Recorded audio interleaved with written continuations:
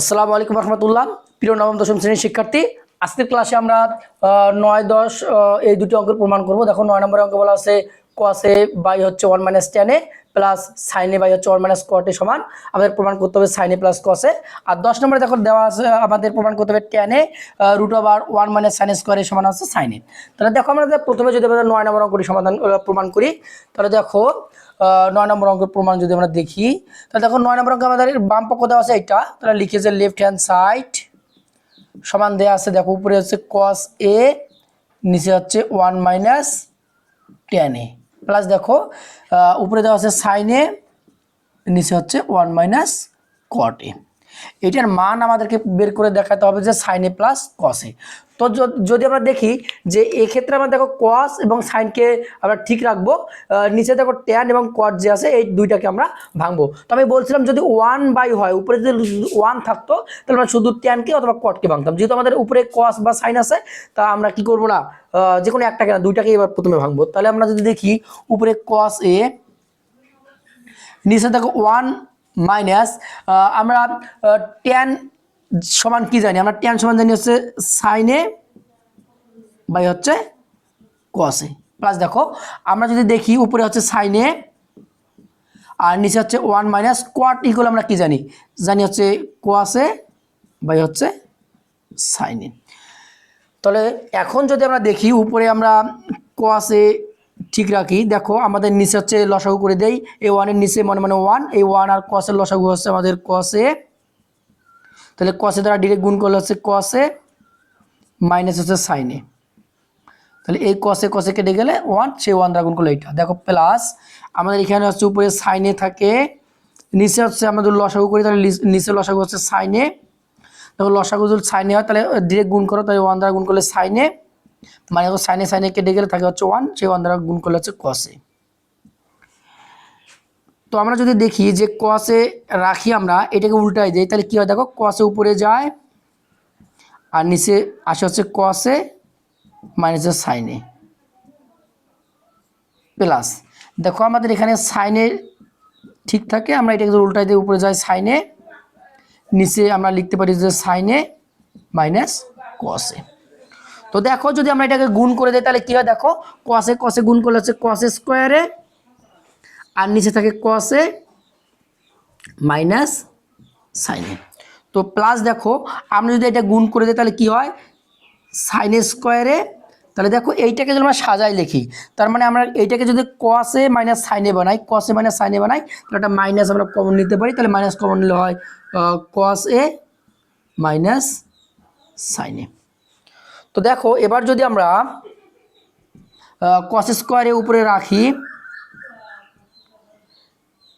দেখো আমাদের এখানে হচ্ছে cos a minus sin a, এই মাইনাস আর প্লাস গুণ করলে হচ্ছে মাইনাস, দেখো উপরে হচ্ছে sin a স্কয়ার a, নিচে হচ্ছে আমাদের cos a minus sin a। তো আমরা যদি এটাকে ক্যালকুলেশন করি, দেখো আমাদের দেখো এখানে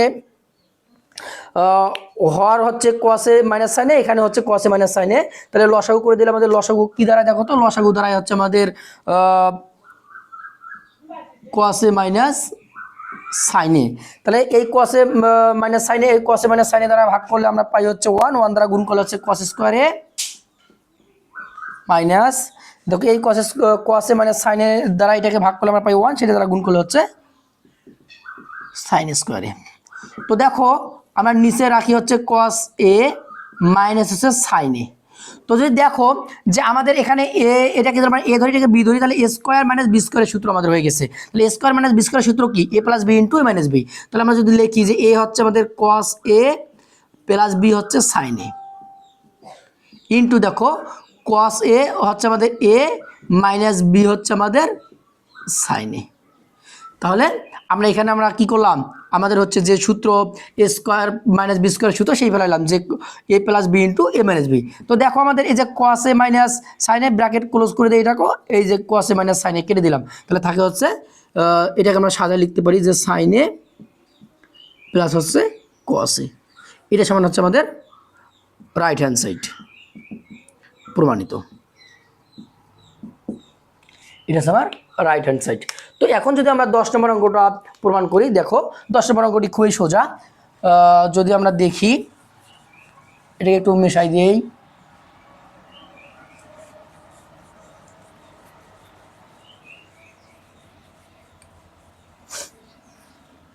দেখো 10 নম্বর অঙ্কটি দেখতে মনে হচ্ছে যে কতটা কঠিন, কিন্তু খুবই সোজা একটা অঙ্ক। টেনে ইন্টু রুট 1 মাইনাস সাইন স্কোয়ারে সমান হচ্ছে সাইনে।